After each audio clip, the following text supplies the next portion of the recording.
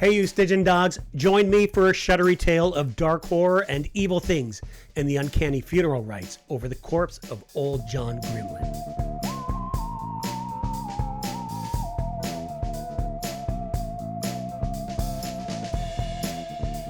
Featuring the investigators of the occult, Conrad and Kirowan, Robert E. Howard's Dig Me No Grave appeared in the February 1937 issue of Weird Tales.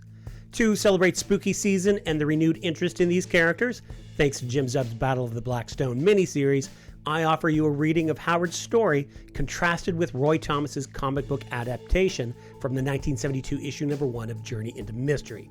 Thomas's 8-page story features the art of Gil Kane and Tom Palmer. Here we go.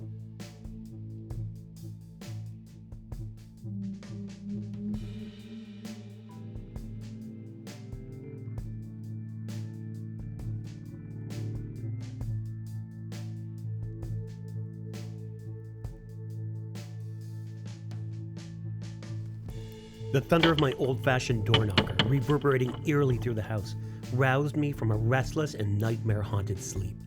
I looked out the window. In the last light of the sinking moon, the white face of my friend, John Conrad, looked up at me. "May I come up, Kirowan?" His voice was shaky and strained. "Certainly." I sprang out of bed and pulled on a bathrobe as I heard him enter the front door and descend the stairs. A moment later, he stood before me, and in the light which I had turned on, I saw his hands tremble and noticed the unnatural pallor of his face. "Old John Grimlan died an hour ago," he said abruptly. Indeed, I had not known he was ill. It was a sudden, virulent attack of peculiar nature, a sort of seizure somewhat akin to epilepsy. He has been subject to such spells of late years, you know. I nodded. I knew something of the old hermit-like man who had lived in his great dark house on the hill. Indeed, I had once witnessed one of his strange seizures, and I had been appalled at the writhings, howlings, and yammerings of the wretch, who had groveled on the earth like a wounded snake, gibbering terrible curses and black blasphemies until his voice broke in a wordless screaming which spattered his lips with foam. Seeing this, I understood why people in old times looked on such victims as men possessed by demons. "Some hereditary taint," Conrad was saying. "Old John doubtless fell heir to some ingrown weakness brought on by some loathsome disease, which was his heritage from perhaps a remote ancestor. Such things occasionally happen. Or else, well, you know, old John himself pried about in the mysterious parts of the earth and wandered all over the East in his younger days. It is quite possible that he was infected with some obscure malady in his wanderings. There are still many unclassified diseases in Africa and the Orient." "But," said I, "you have not told me the reason for this sudden visit at this unearthly hour, for I notice that it is past midnight." My friend seemed rather confused. "Well, the fact is that John Grimlan died alone, except for myself. He refused to receive any medical aid of any sort, and in the last few moments when it was evident that he was dying, and I was prepared to go for some sort of help in spite of him, he set up such a howling and screaming that I could not refuse his passionate pleas, which were that he should not be left to die alone." "I've seen men die," added Conrad, wiping the perspiration from his pale brow, "but the death of John Grimlan was the most fearful I have ever seen." "He suffered a great deal?" "He appeared to be in much physical agony, but this was mostly submerged by some monstrous mental or psychic suffering. The fear in his distended eyes and his screams transcended any conceivable earthly terror. I tell you, Kirowan, Grimlan's fright was greater and deeper than the ordinary fear of the beyond shown by a man of ordinarily evil life." I shifted restlessly. The dark implications of this statement sent a chill of nameless apprehension trickling down my spine. "I know the country people always claim that in his youth he sold his soul to the devil, and that his sudden epileptic attacks were merely a visible sign of the fiend's power over him. But such talk is foolish, of course, and belongs in the Dark Ages. We all know that John Grimlan's life was a peculiarly evil and vicious one, even toward his last days. With good reason he was universally detested and feared, for I never heard of his doing a single good act. You were his only friend." "And that was a strange friendship," said Conrad. "I was attracted to him by his unusual powers, for despite his bestial nature, John Grimlan was a highly educated man, a deeply cultured man. He had dipped deep into occult studies, and I first met him in this manner For as you know, I have always been strongly interested in these lines of research myself. But in this, as in all other things, Grimlan was evil and perverse. He had ignored the white side of the occult and delved into the darker, grimmer phases of it, into devil worship and voodoo and Shintoism. His knowledge of these foul arts and sciences was immense and unholy, and to hear him tell of his researches and experiments was to know such horror and repulsion as a venomous reptile might inspire. For there had been no depths to which he had not sunk, and some things he only hinted at, even to me. I tell you, Kirowan, it is easy to laugh at tales of the black world of the unknown when one is in pleasant company under the bright sunlight. But had you sat at ungodly hours in the silent, bizarre library of John Grimlan and looked on the ancient, musty volumes and listened to his grisly talk as I did, your tongue would have cloven to your palate with sheer horror as mine did, and the supernatural would have seemed very real and near to you as it seemed to me. But in God's name, man, I cried, for the tension was growing unbearable, come to the point and tell me what you want of me. I want you to come with me to John Grimlan's house and help carry out his outlandish instructions in regard to his body. I had no liking for the adventure, but I dressed hurriedly, an occasional shudder of premonition shaking me. Once fully clad, I followed Conrad out of the house and up the silent road which led to the house of John Grimlan. The road wound uphill, and all the way, looking upward and forward, I could see that great grim house perched like a bird of evil on the crest of the hill, bulking black and stark against the stars. In the west pulsed a single dull red smear where the young moon had just sunk from view behind the low black hills. The whole night seemed full of brooding evil, and the persistent swishing of a bat's wings somewhere overhead caused my taut nerves to jerk and thrum. To drown the quick pounding of my own heart, I said, "Do you share the belief so many hold that John Grimlan was mad?" We strode on several paces before Conrad answered, seemingly with a strange reluctance. But for one incident, I would say no man was ever saner, but one night in his study he seemed suddenly to break all bonds of reason. He had discoursed for hours on his favorite subject, black magic, when suddenly he cried, as his face lit with the weird, unholy glow, "Why should I sit here babbling such child's prattle to you? These voodoo rituals, these Shinto sacrifices, feathered snakes, goats without horns, black leopard cults, bah! Filth and dust that the wind blows away, dregs of the real unknown, the deep mysteries, mere echoes from the abyss. I could tell you things that would shatter your paltry brain. I could breathe into your ear names that would wither you like a burnt weed. What do you know of Yog-Sothoth or Cthulhu's and the sunken cities? None of these names is even included in your mythologies. Not even in your dreams have you glimpsed the black cyclopean walls of Koth or shriveled before the noxious winds that blow from Yuggoth. But I will not blast you lifeless with my black wisdom. I cannot expect your infantile brain to bear what mine holds. Were you as old as I, had you seen, as I have seen, kingdoms crumble and generations pass away, had you gathered as ripe grain the dark secrets of the centuries? He was raving away, his wildly lit face scarcely human in appearance, and suddenly, noting my evident bewilderment, he burst into a horrible, cackling laugh. "Gad," he cried in a voice and accent strange to me, "methinks I frightened ye, and certes it is not to be marvelled at, sith ye be but a naked savage in the arts of life after all. Ye think I be old, eh? Why, ye gaping lout, ye drop dead were I to divulge the generations of men I've known." But at this point such horror overcame me that I fled from him as from an adder, and his high-pitched diabolical laughter followed me out of the shadowy house.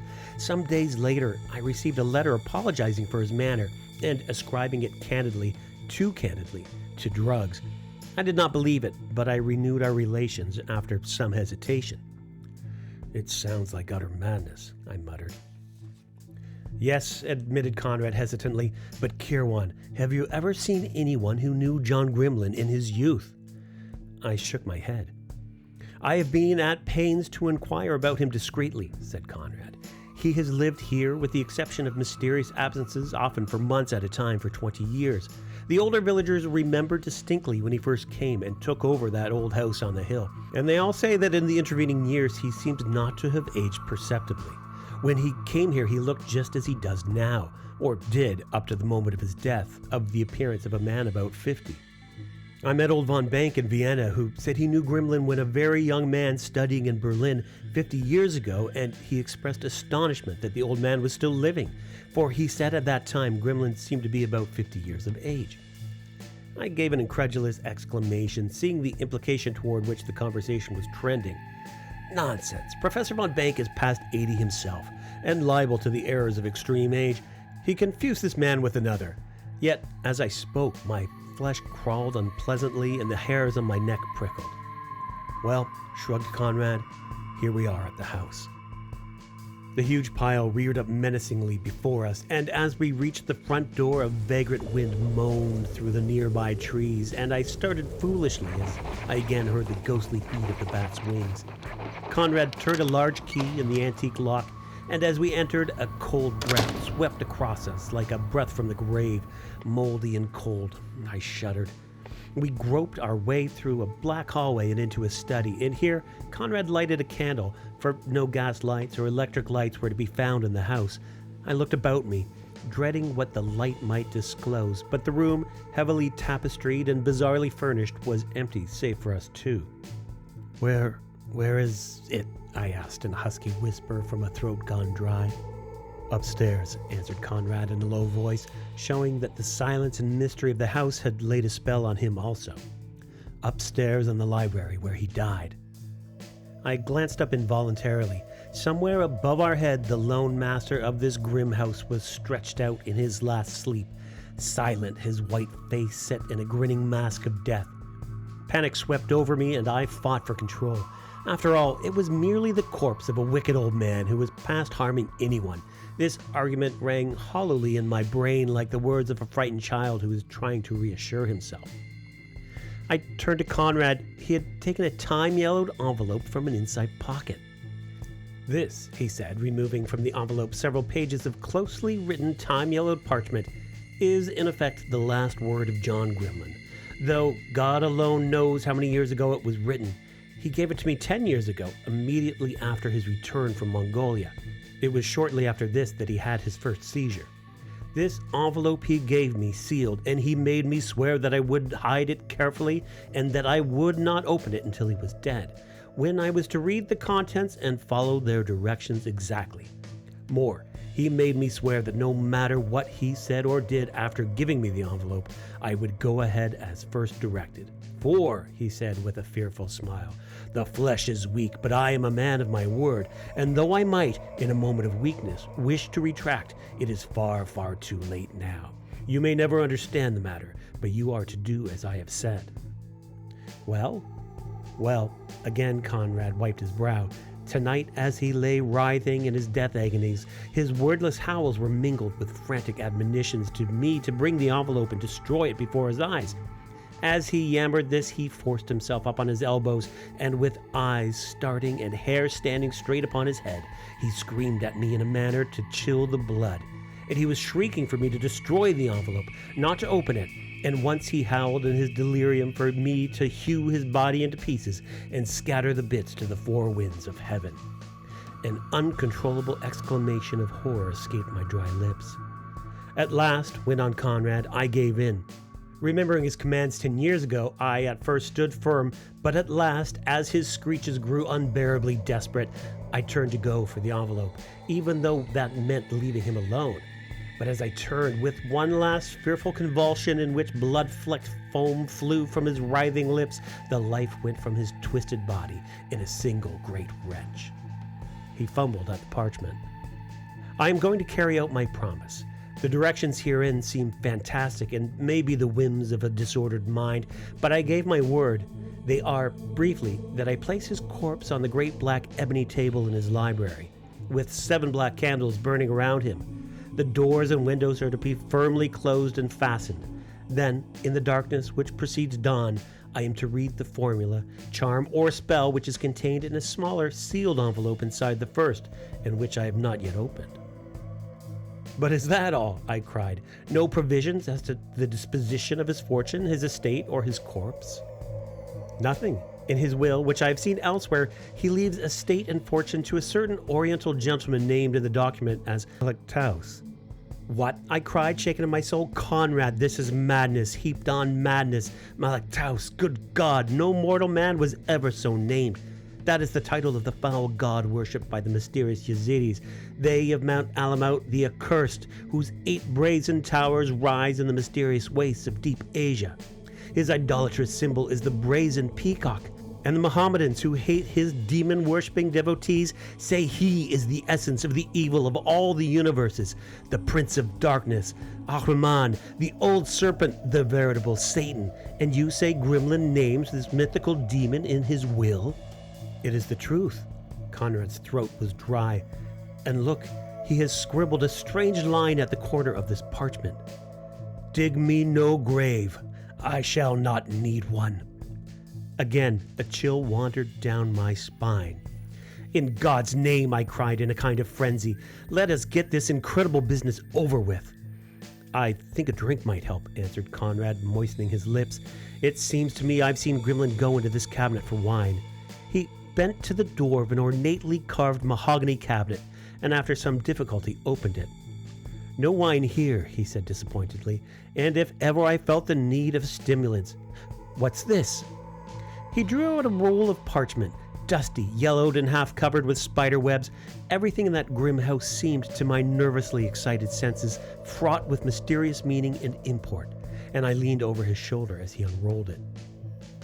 It's a record of peerage, he said. Such a chronicle of births, deaths, and so forth, as the old families used to keep in the 16th century and earlier. What's the name? I asked. He scowled over the dim scrawls, striving to master the faded, archaic script. Grym. I've got it. Grimlan, of course.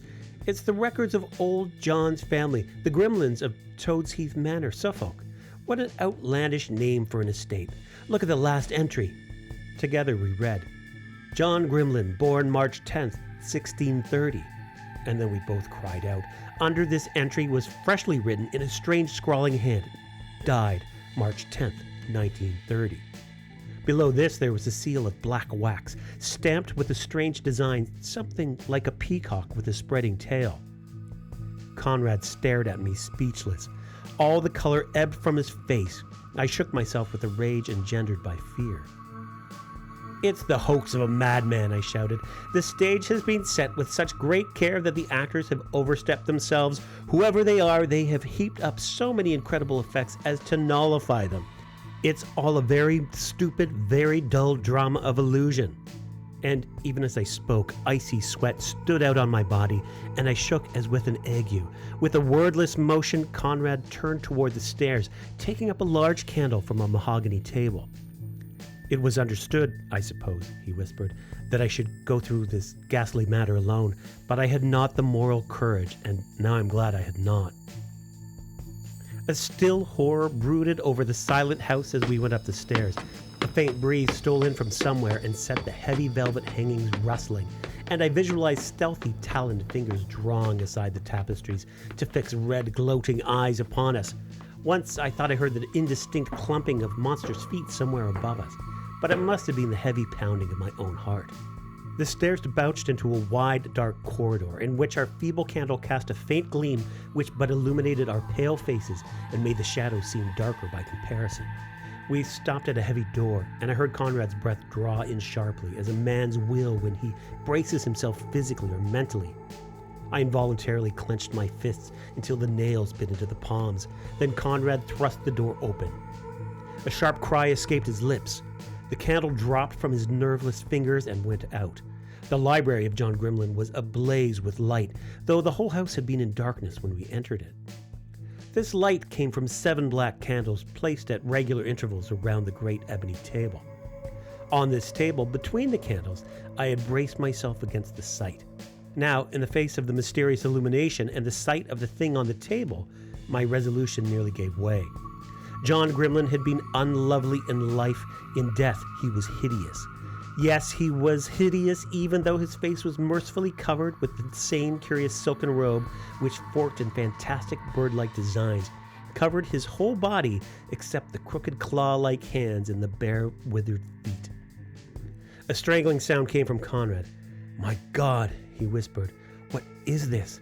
I laid his body out on the table and placed the candles about it, but I did not light them, nor did I place that robe over the body. And there were bedroom slippers on his feet when I left. He halted suddenly. We were not alone in the death room. At first, we had not seen him as he sat in the great armchair in a farther nook of a corner, so still that he seemed a part of the shadows cast by the heavy tapestries. As my eyes fell upon him, a violent shuddering shook me, and a feeling akin to nausea racked the pit of my stomach. My first impression was of vivid, oblique yellow eyes which gazed unwinkingly at us. Then the man rose and made a deep salaam, and we saw that he was an Oriental. Now, when I strive to etch him clearly in my mind, I can resurrect no plain image of him. I only remember those piercing eyes and the yellow, fantastic robe he wore. We returned his salute mechanically, and he spoke in a low, refined voice. "Gentlemen, I crave your pardon. I have made so free as to light the candles. Shall we not proceed with the business pertaining to our mutual friend?" He made a slight gesture toward the silent bulk on the table. Conrad nodded, evidently unable to speak. The thought flashed through our minds at the same time that this man had also been given a sealed envelope. But how had he come to the Grimlan house so quickly? John Grimlan had been dead scarcely 2 hours, and to the best of our knowledge, no one knew of his demise but ourselves. And how had he got into the locked and bolted house? The whole affair was grotesque and unreal in the extreme. We did not even introduce ourselves or ask the stranger's name. He took charge in a matter-of-fact way, and so under the spell of horror and illusion were we that we moved dazedly, involuntarily obeying his suggestions, given us in a low, respectful tone. I found myself standing on the left side of the table, looking across its grisly burden at Conrad. The Oriental stood with his arms folded and head bowed at the head of the table. Nor did it then strike me as being strange that he should stand there, instead of Conrad, who was to read what Grimlan had written. I found my gaze drawn to the figure worked on the breast of the stranger's robe. In black silk, a curious figure somewhat resembling a peacock, and somewhat resembling a bat or a flying dragon. I noted with a start that the same design was worked on the robe covering the corpse. The doors had been locked, the windows fastened down. Conrad, with a shaky hand, opened the inner envelope and fluttered open the parchment sheets contained therein. These sheets seemed much older than those containing the instructions to Conrad in the larger envelope. Conrad began to read in a monotonous drone, which had the effect of hypnosis on the hearer. So at times the candles grew dim in my gaze, and the room and its occupants swam strange and monstrous, veiled and distorted like an hallucination. Most of what he read was gibberish. It meant nothing, yet the sound of it and the archaic style of it filled me with an intolerable horror. "To ye contract elsewhere recorded, I, John Grimlan, hereby swear by ye name of ye nameless one, to keep good faith. Wherefore do I now write in blood these words spoke to me in this grim and silent chamber in ye dead cities of Koth, whereto no mortal man hath attained but me. These same words now writ down by me to be read over my body at ye appointed time to fulfill my part of ye bargain, which I entered into of mine own free will and knowledge, being of right mind and 50 years of age this year of 1680 A.D. Here beginneth ye incantation.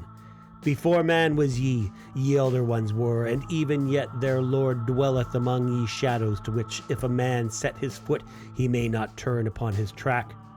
The words merged into a barbaric gibberish as Conrad stumbled through an unfamiliar language, a language faintly suggesting the Phoenician, but shuddery with the touch of a hideous antiquity beyond any remembered earthly tongue. One of the candles flickered and went out. I made a move to relight it, but a motion from the silent Oriental stayed me. His eyes burned into mine, then shifted back to the still form on the table. The manuscript had shifted back into its archaic English. "And ye mortal which gaineth to ye black citadels of Koth, and speaks with ye dark lord whose face is hidden, for a price may he gain his heart's desire, riches and knowledge beyond countings, and life beyond mortal span, even 250 years.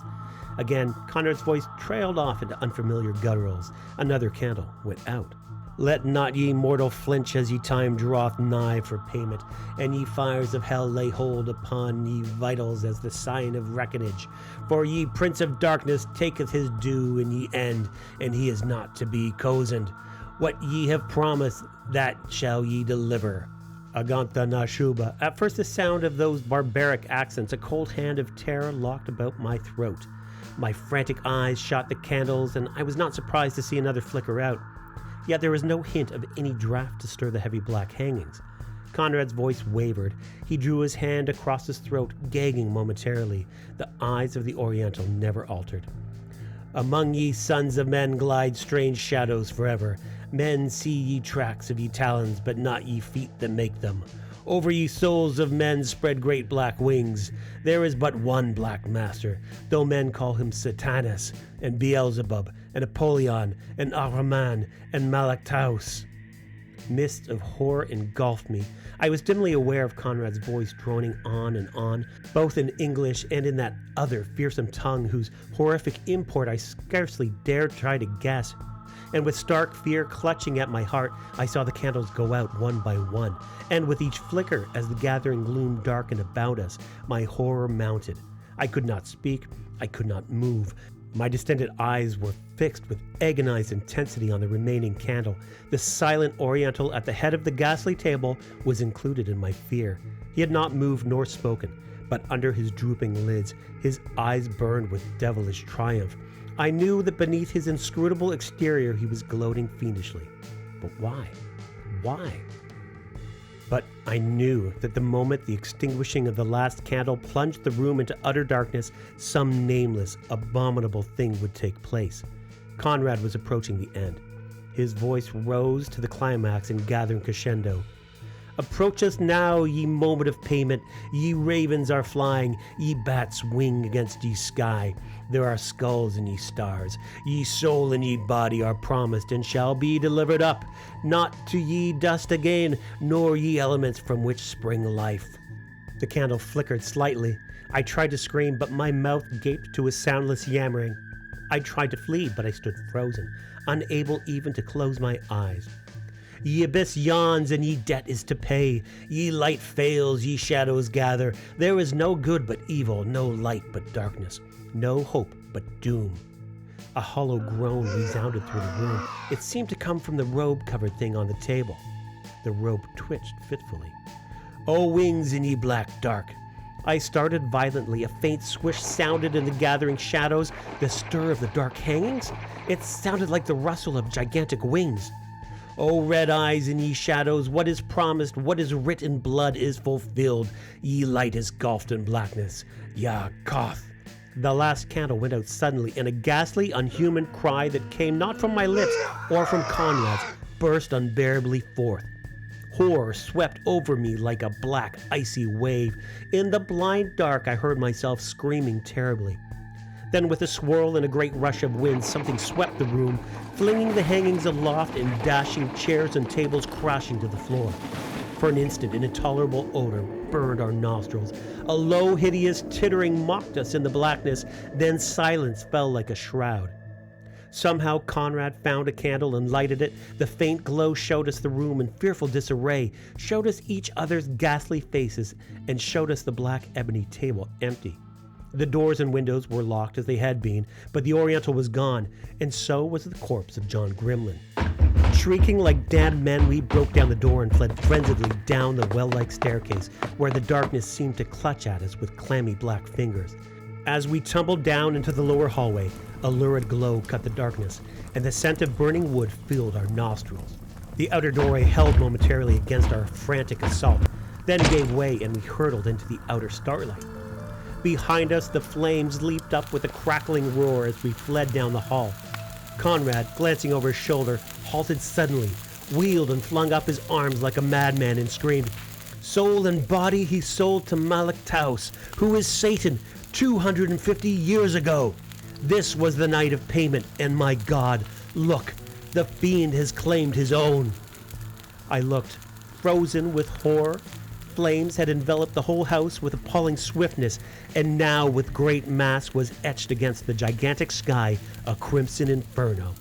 And above the Holocaust hovered a gigantic black shadow like a monstrous bat, and from its dark clutch dangled a small white thing, like the body of a man, dangling limply. Then, even as we cried out in horror, it was gone, and our dazed gaze met only the shuddering walls and blazing roof which crumpled into the flames with an earth-shaking roar.